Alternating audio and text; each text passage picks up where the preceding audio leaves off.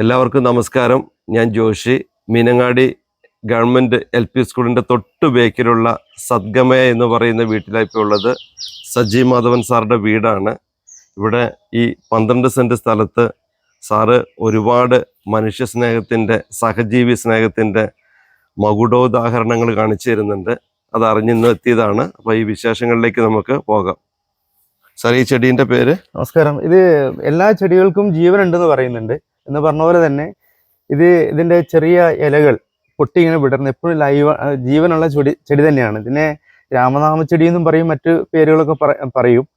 ഇതിൻ്റെ പ്രത്യേകിച്ച് ശരിക്കും പറഞ്ഞാൽ മനുഷ്യൻ്റെ കൈകൾ ഇങ്ങനെ വിടരുന്നത് പോലെ, അടയുന്ന പോലെ തന്നെ, കൈ കൂപ്പുന്ന പോലെ തന്നെയുള്ള ഇലകൾ, ഇങ്ങനെ ഓരോ ചെറിയ ഇലകൾ ഇങ്ങനെ വിടർന്നുകൊണ്ടിരിക്കും. അതാണ് ഇതിൻ്റെ പ്രത്യേകത. പിന്നെ വളരെ ശുദ്ധിയുള്ള സ്ഥലത്താണ് ഇത് നടേണ്ടതെന്നും പറയുന്നുണ്ട്. സാധാരണ ഇത് വെട്ടിക്കളയാറുമില്ല, അങ്ങനെ സംരക്ഷിക്കുന്ന ഒരു ചെടിയാണ്.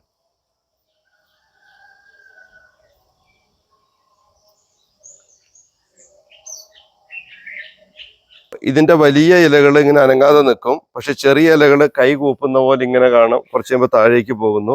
ലൈവായിട്ട് എപ്പോഴും ഇതിലിങ്ങനെ സംഭവിച്ചുകൊണ്ടിരിക്കുകയാണ് ചെറിയ ഇലകൾ. ക്യാമറയിൽ അത് എത്രമാത്രം കിട്ടുന്നുണ്ടെന്ന് എനിക്കറിയില്ല. ഈ കുറച്ച് സ്ഥലത്ത് സാർ ഒരുപാട് മാവും തൈകളും പലതരം ഫലവൃക്ഷ തൈകൾ വെച്ച് പിടിപ്പിച്ചിട്ടുണ്ട്. ഇതിലൊക്കെ മാങ്ങ പഴുത്തു തുടങ്ങി.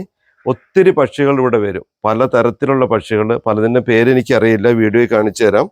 പക്ഷേ ആ പക്ഷികളൊന്നും ഈ മാമ്പഴം ഒന്നും കൊത്തി തിന്നില്ല. ഈ പക്ഷികൾക്ക് ആവശ്യമുള്ള എല്ലാ ഭക്ഷണ പദാർത്ഥങ്ങളും പഴം അടക്കം സാർ ഇവിടെ ഒരുക്കി വെച്ചിട്ടുണ്ട്. മീനങ്ങാടിയുള്ള 2 കച്ചവടക്കാരാണ് ഈ പഴങ്ങളൊക്കെ കൊടുത്ത് സാറിനെ ഹെൽപ്പ് ചെയ്യുന്നത്.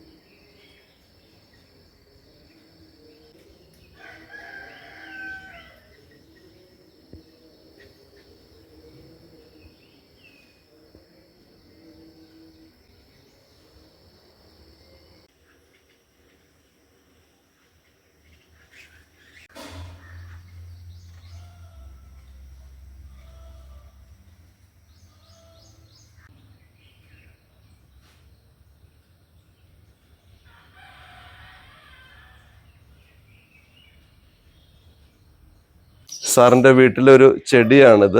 കാണാൻ നല്ല ഭംഗിയുണ്ട്. ഇതിൻ്റെ ഡ്രാഗൺ ഫ്രൂട്ട്. ഇവിടെയൊക്കെ പക്ഷികൾ വന്നിരിക്കുകയാണ്. ഇതാണ് ഒരു വെറൈറ്റി രുദ്രാക്ഷം. അതിൽ പൂക്കളെ ഉണ്ടാവുള്ളൂ, കായ ഉണ്ടാവില്ല. ഇത് ചക്കരമാവാണ്. എപ്പോഴും നല്ല തണലാണ്, കുടിക്കാൻ വെള്ളമുണ്ട്, ഇരിക്കാൻ കണ്ടോ. അതേപോലെ ഇതിലിതാ ഒരുപാട് പഴവർഗ്ഗങ്ങളുണ്ട്. മാങ്ങ, പപ്പായ, വാഴപ്പഴം മുതലെല്ലാം ഇഷ്ടംപോലെ ഉണ്ട്. അപ്പോൾ ഇതൊക്കെ കഴിക്കാൻ ഇഷ്ടംപോലെ പക്ഷികൾ ഇവിടെ വരും. അപ്പം ഞാനും അപ്പൂസും അവർക്ക് പരിചിതരല്ലാത്തത് കൊണ്ട് ഞങ്ങൾ വന്നപ്പോഴേക്കും അവർ പറന്നു പോയതാണ്. അതേപോലെ സാറിൻ്റെ ഒരു പ്രത്യേകത, നമ്മളൊക്കെ വീട്ടിൽ കൂടലിന് പോകുമ്പോൾ ഓരോ പാത്രങ്ങളും സാധനങ്ങളൊക്കെ വാങ്ങി വയ്ക്കുമല്ലേ, സാർ ഇങ്ങനെ വാങ്ങി വെച്ചിരിക്കുകയാണിത്.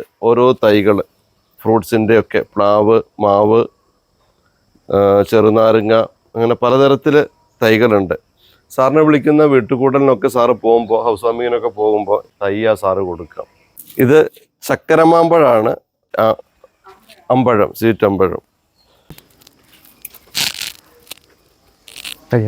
കഴിയണോ? വേണ്ട.